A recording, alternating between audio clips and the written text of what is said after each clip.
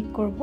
আর এই সালাদটার main ingredients হচ্ছে avocado, আরও অনেক ইনগ্রেডিয়েন্টস আছে, সো আমরা এটাকে অ্যাভোকাডো সালাদই বলবো।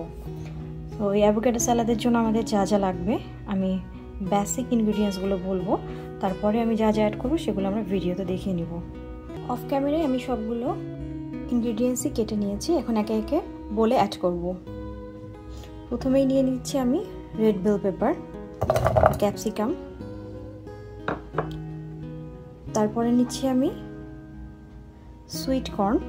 আমি বা আমাদের এশিয়ান টেস্টে কিন্তু একটু সুইটটা ভালো লাগে, এজন্য স্যালাদে সুইট কর্নটা আমি দেই। সবসময় একটু সুইট কর্ন প্রেফার করি, এতে করে হয় কি একটু মিষ্টি মিষ্টি লাগে, খেতে ভালো লাগে। এখন আমি দিয়ে দিব সেই চেরি টমেটোগুলো, তারপর দিয়ে দিচ্ছি অ্যাভোকাডো, দিচ্ছি ইয়েলো বেল পেপার,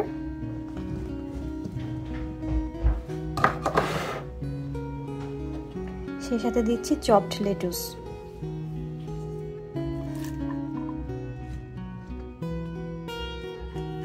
এখন সালাদের যে একে একে বাকি ইনগ্রেডিয়েন্টস সাথে থাকবো।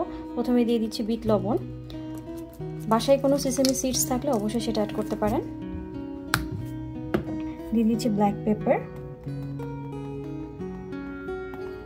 আর অ্যাড করে দিচ্ছি যে আমার যে স্যালাড ড্রেসিংটা, আমার এটা পেপার অয়েল এবং এটাতে লেমন অ্যান্ড পেপার আছে, সেই জন্য আমি আলাদা করে পেপার অ্যাড করছি না, লেমন অ্যাড করছি না। আপনাদের অয়েলটা যদি বা ড্রেসিংটা যদি অন্য টেস্টের হয়ে থাকে তাহলে আপনারা অবশ্যই পেপারস অ্যান্ড লেমনটা অবশ্যই ইউজ করবেন।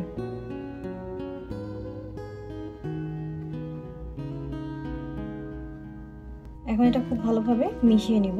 সালাড ড্রেসিংয়ের পরিবর্তে কিন্তু আপনারা চাইলে ইয়োগার্ট ইউজ করতে পারেন।